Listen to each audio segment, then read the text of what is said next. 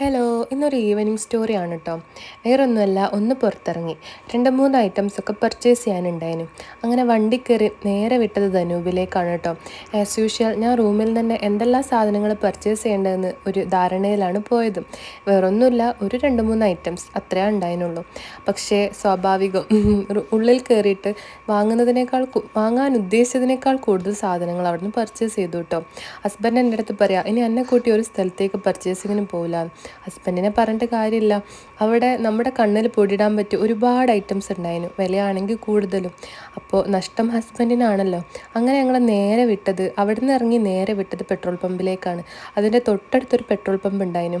അപ്പോൾ ഹസ്ബൻഡ് പറഞ്ഞു ഇവിടെ കുറച്ച് റേറ്റ് കൂടുതലാണ്, അതുകൊണ്ട് നമുക്ക് അടുത്ത പെട്രോൾ പമ്പിലേക്ക് പോവാം. അങ്ങനെ പോകുന്ന വഴിയിൽ ഹസ്ബൻഡ് പറഞ്ഞു, ഇനിയിപ്പോൾ അവിടെ ചെന്ന് പെട്രോൾ ഉണ്ടാവാൻ ചാൻസ് ഇല്ല, ഇങ്ങോട്ടേക്ക് തന്നെ വരേണ്ടി വരുമെന്ന്.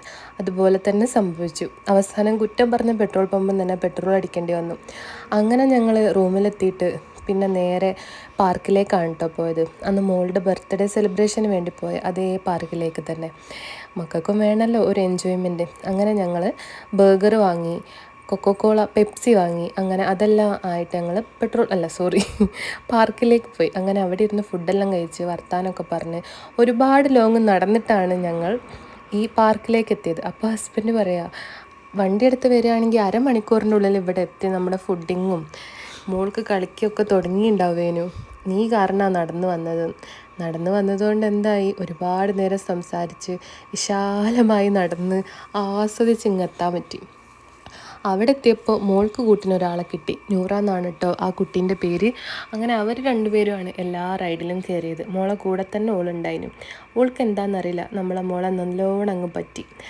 അങ്ങനെ എൻ്റെ മോളായതുകൊണ്ട് പറയല്ല, അവൾക്കെല്ലാം ഒറ്റയ്ക്ക് ചെയ്യണം, നമ്മുടെ ഒരാളുടെയും ഹെൽപ്പ് വേണ്ട. അങ്ങനെ അവിടെയുള്ള അത്യാവശ്യം അവൾക്ക് കയറാൻ പറ്റിയ എല്ലാ റൈഡുകളിലും അവൾ കയറി. ഊഞ്ഞാലാണ് അവൾക്ക് ഏറ്റവും ഇഷ്ടപ്പെട്ട റൈഡ് കേട്ടോ. കൂടാതെ വേറൊരു ഐറ്റം കൂടെ വരുന്നുണ്ട്, വയ്യേ നിങ്ങൾക്ക് കാണാം.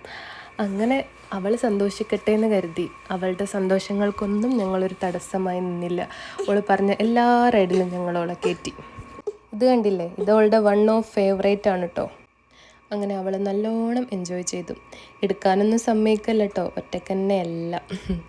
അങ്ങനെ ഓളും നടക്കാനൊക്കെ ഉള്ള പ്രായമായി എൻ്റെ മോള്. എത്ര പെട്ടെന്നാണ് വലുതായത്. മക്കളുടെ ഗ്രോത്ത് അങ്ങനെയാണല്ലേ, നമ്മളൊന്ന് കണ്ണടച്ച് തുറക്കുമ്പോഴത്തേക്ക് അവർ വലുതായിട്ടുണ്ടാവും. അങ്ങനെ ഞങ്ങൾ തിരിച്ച് റൂമിലേക്ക് പോവാണ് കേട്ടോ. അതിൻ്റെ ഇടയിൽ ഓൾ കുറേ ഡാൻസും എന്തെല്ലോ, ഓൾ ഭയങ്കര ഹാപ്പിയായി. ഓൾ ഹാപ്പി ആയിരിക്കുന്നത് കാണുമ്പോൾ തന്നെ ഒരു സന്തോഷമാണല്ലോ. ഞങ്ങൾ ഒരു വഴിക്കൂടെ പോയി വേറൊരു വഴി കൂടെയാണ് കേട്ടോ തിരിച്ചു വന്നത്. ഇത് കണ്ടില്ലേ പെപ്സീൻ്റെ ബോട്ടിൽ. ഇതിനകത്ത് പെപ്സി അല്ല കേട്ടോ, നാരങ്ങ വെള്ളമാണ്. പെപ്സി കഴിഞ്ഞപ്പോൾ അതിനകത്ത് നാരങ്ങ വെള്ളമാക്കി വെച്ചു. എന്താ അല്ലേ. അപ്പോൾ ടാറ്റാ, ബൈ ബൈ.